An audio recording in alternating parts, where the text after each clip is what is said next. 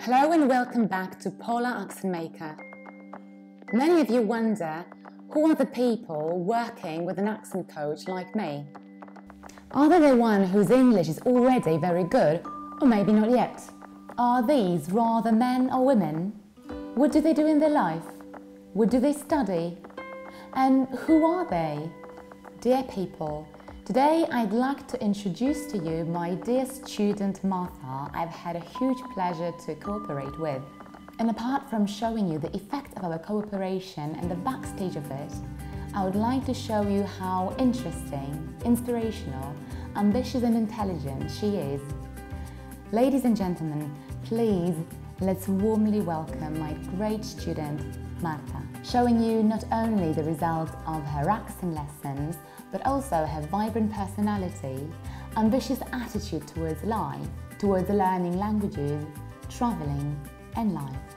Please look and get inspired.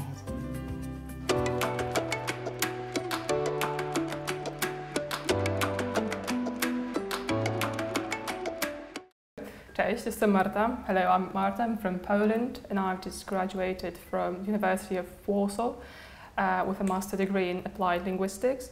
I'm also doing master degree in Latin American studies and I'm beginning my career as a freelance translator. Yeah, and when it comes to your languages, these are? Spanish and English. Why such choice? Was it anyhow connected with your private preferences, or you've always been into Latin America, or you've been into traveling? Well, I've been into traveling and into geography a lot, and I was planning actually to study geography and then some languages. But somehow I ended up studying languages first and I have given up on geography.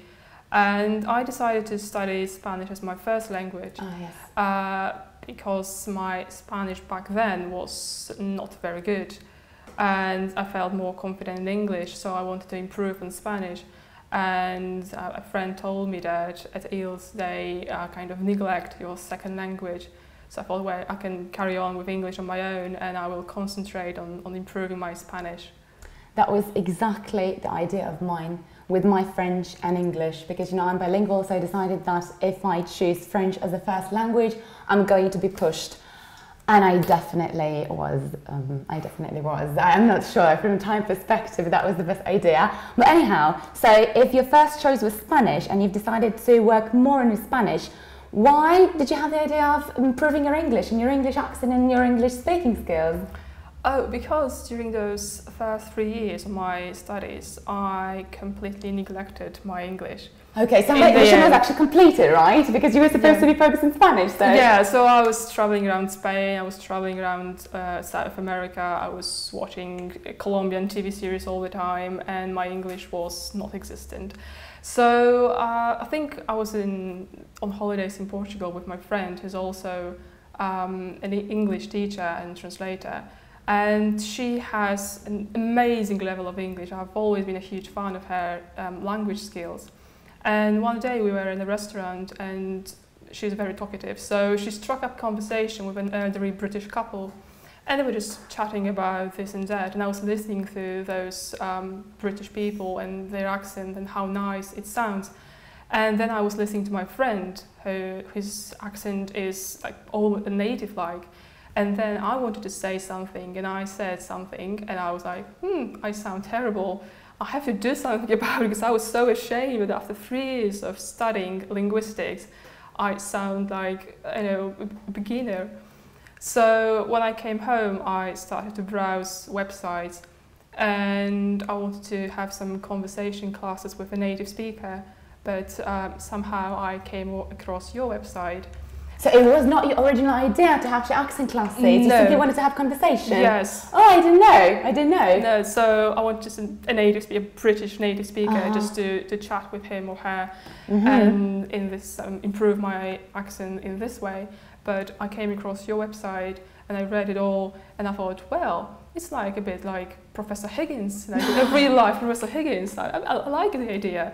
So I wrote to you and that's how we met. Okay. No, because you seem to be relatively determined and decided that you wanted to work exactly in that field. That's why I thought that, you know, the idea had appeared already before. No, Not really. Okay. No, that was like this trip to Portugal and hearing like my friends speaking so well and hearing myself speaking so bad that triggered the idea of having some accent classes or conversations with a native speaker. Okay, so when we started, because you remember we started with this kind of huge phonetic analysis and test, did you have any expectations back then or not much at the very beginning? I knew that, well, the evaluation would be not very positive. But it wasn't very negative, but it was pretty okay. But somehow I knew that I have to improve on various things and I was determined to do so, and I was working, and I'm trying to work all the time. Yeah, well, absolutely. But I'm also wondering that maybe some of your friends or acquaintances would be quite surprised that you would go for such classes, given the fact you were studying on, actually, I think, the best language studies in this country. Yeah, exactly. And that's why nobody knows about those classes. Okay, so right now they're going to know. Hello. Neither my family nor my friends know about it, so... you didn't tell anyone? But no. Why? Why not? I don't know, I just wanted to be like my thing. I wanted to practice on my own and then, I don't know, say something and they would go like, ooh, so then British. Impress people afterwards. But I mean, I fully support it. That's also my attitude. I agree with this. I think that first you should do something, work on it, and then show the results to people and see the jaws on the floor and impress them. Although I think nowadays there is a little bit different attitude, that people like showing how much they work for it, you know, how much effort they put, for example, when it comes to, you know, gym, exercising, bodies. People don't pretend that they were born like this. They want to show their work. With the language, I think, especially with pronunciation, I think it's very intimate for people still. It's very, very delicate topic, don't you think? Yeah, I think so. So I didn't want to show off before I have reached some like serious results. So right now, I would say somebody, but I prefer to keep it secret. So if they watch it, they will find out. But well, yeah, well, most probably right now, yes. But do you think that the pronunciation and speaking and accents is somehow a taboo subject in this country or in general? That people are afraid of talking about it? Because, you know, we speak widely about grammar, vocabulary, translation, but when it comes to pronunciation, nobody really even feels like being exposed, showing that they're somehow vulnerable, because they are. I mean, let's face it, they are. I think that there's this common belief that you are not able to sound like a native speaker, ever. How much you try, you will never sound like a person from Great Britain. Yeah. So, like, you know, and at school or language courses, the teachers don't pay enough attention to pronunciation. I have never had pronunciation practice during my years of studying English at school or at language courses. So if you don't practice and you are not told that it's important to pronounce TH in this way, and there are various kinds of R sound in English, then people just don't care about it and they speak with a Polish accent. Yes, but you know, right now you know already that it is possible, it is feasible, and in my opinion, it's not extremely difficult. What do you think? No, I mean, with a bit of practice and determination and perseverance, you can achieve it. But it takes some time, so you should work and don't get discouraged by initial problems. Yeah, that they're going to be, I mean, as always, but exactly, when it comes to this perseverance that you've mentioned, what kept you motivated, especially at the very beginning, because, you know, it's pretty hard. It's pretty hard, especially as, you know, you didn't expose yourself to others, so you didn't have any, you know, external support from family, from friends. You know, usually people, for example, especially ladies, very often they share it with their husbands. You know, husbands are like, you know, little like yuppies and, you know, little like cheerleaders, just being behind them and supporting them, or the other way around, like wives or girlfriends supporting their men, that they have classes with me. And in your case, if you didn't share with a single person, I think it must have been even more difficult. Well, I just heard those small improvements when I was like speaking to myself at home, And I could hear that I can now differentiate between short E and long E, and then with something else that we, some things we have covered during our classes. And I was just happy that I can hear the difference. I can hear the difference between cat and cot. Yeah. And before I wasn't able, so I was like amazed by how many different sounds there are in English that I haven't heard before. And they are like relatively, in my opinion, of course, I can't be objective, but they are relatively easy, or at least, let's say, doable to cover, to learn. Yeah, but like, I think somebody needs to show you that there are those sounds, because there are some people, like for example myself, who don't have like a musical intelligence, so I'm not able to pick up sounds from a mass of speech and stuff like that. So when you showed me that you pronounce this sound in this way, you have to your jaw drops and your tongue is in this position, and you have to widen your lips or anything, suddenly I could hear that there is a difference between various sounds. But I think that somebody should show you this. Yeah, it's very difficult to find out yourself, but I also think that it's very often that people think and then they believe that they don't have any musical intelligence or hearing, as you said, and very often they are proved wrong because they do have it. They just need to be somehow exposed to it. They need to be enlightened. Yeah, maybe. Yeah, that's right.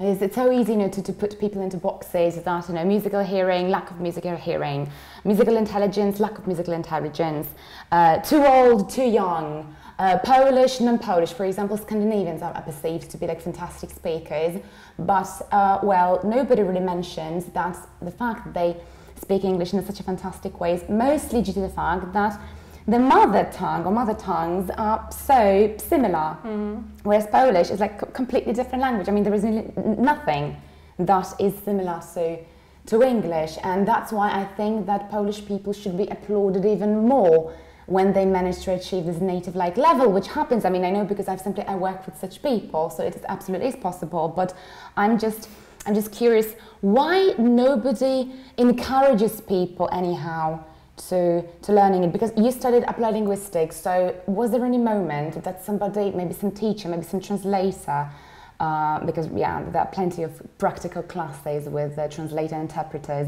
was there anyone who emphasized the importance of how we pronounce things, not only exactly what we say? I think that the topic of pronunciation is not really raised during classes at EELS. Which is a shame, because it's very important, and especially interpretation classes. Yeah, it's very important to speak clearly and with a nice accent, so that your listeners can understand you when you're speaking.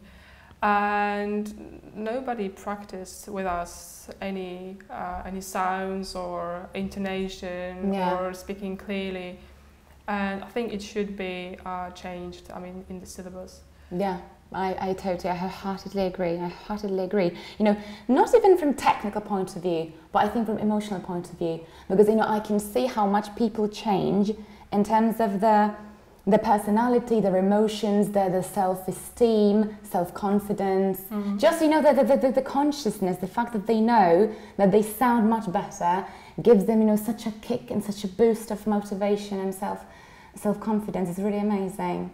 So it should be there. It should be there. And when it comes to your second language, so Spanish, maybe something was done there when it comes to pronunciation. Also, nothing at all. Even less. Even less. Even less. No, well, Spanish is like speak anyhow you want to, and they don't even with English. They at least made us choose between British and American pronunciation. Really? Yeah, but they told us that you have to make this decision. You have to stick with it. But then nobody checked. Nobody executed it. Nobody demanded it from you. Okay. But when it comes to Spanish, my friend speaks with a perfect Spanish, Spanish from Spain pronunciation, and another friend with a typical Colombian pronunciation. Nobody cares. I mean, if you sound right, you can speak anything you want in Spanish. So, but it's also a reflection of culture. I think you can do whatever you like. And do you think that it is like this when it comes to, well, that you can do whatever you want, you can speak the way you want? Don't you think that nowadays it is becoming a little bit tricky, that when native speakers of particular country, it's not like I'm pointing right now at the UK, but yeah, if they find out that someone speaks with a particular, heavily tainted accent, they might be, let's say, well, discriminated. I don't want to say that they would discriminate against you, but they wouldn't be so friendly as they could be. Yeah, I mean, that's true. Like now with the wave of immigration that we are experiencing, I think that people have some prejudice against particular accents. Like if you sound a bit Ukrainian, let's say, in Poland, then oh, you're from Ukraine, so now we look down at this person. And in England, I think it happens with Polish people. So if you have this Polish pronunciation and you say Polish instead of Polish or anything like that, they would, the British people now, with the Brexit and everything that is going on there, would look down at this person and like, you're worse because you don't speak like us, and you're foreign, so you're from different group. We have to admit it that we do it, right? I mean, we judge people by the way they look like, the way they speak. I mean, we do it. The thing is only to which extent is it going to touch us and touch our life, and to which extent also, to which extent should we care, I think, because there are so many things that could be changed. I'm just wondering, well, what about this awareness raising? Should we educate people and try to convince them that it is possible to speak better? Because in the past we used to have this globalisation, being tolerant to everyone, and as we know right now, people start regretting it because they feel that the situation got out of hand, and the word itself, tolerance and acceptance, they have completely different meaning nowadays, and I'm just wondering to which extent we can combine it with the way we speak, the way we express ourselves. Should we be completely transparent and somehow support this globalization, and the way we speak is some kind of manifestation of who we are? Or rather, we should mask it somehow. But then again, is it putting a mask? Is it a camouflage? Is it cheating? I mean, you know what I mean. I'm wondering, because this is, I think, the question that I was asked during my master thesis defense years ago. One professor asked me if I don't think that speaking like a native could be dangerous. Dangerous, that that people will feel cheated that you are not from the country. Oh, just because they are jealous that you have achieved such a level of their mother tongue, and sometimes even a foreigner speaking with a good accent of English or Spanish or whatever speaks better Spanish than the native speaker. So I think they're just jealous. You think so? Yeah. No, because I was trying to look from a bit different perspective on that question. I was trying to really see that this kind of danger and the peril, the risk. But I think that why should we put on the spot people who have done such a huge work, effort, and who are just showing that it is possible only due to the determination, hard work, and very often, skills, simply skills. This should be applauded. But as I also talked with many other people, also students of mine, very often they are not applauded for their perfect accent, especially from Polish people. I mean, they hear some negative comments, but I'm also thinking that this is something which is quite standard, that whenever people feel somehow threatened, when they are exposed to someone who is better than they are, they feel maybe somehow endangered, maybe they feel undermined, maybe they feel that somebody's going to belittle the skills. Yeah, I mean, I agree. I totally agree with you. I want to say the same, because if there's a person who speaks with a perfect British accent and another person who speaks with a typical Polish accent, and they are competing for the same job, for example. Yes. Well, the person with a British accent might have an advantage over the person with Polish accent. So the person with a Polish accent would try to undermine the other person, just to win, just to get the job. So it's all about the competition, being competitive. I think so. But do you think it's going to change, that people will be a little bit more positive and maybe even inspired?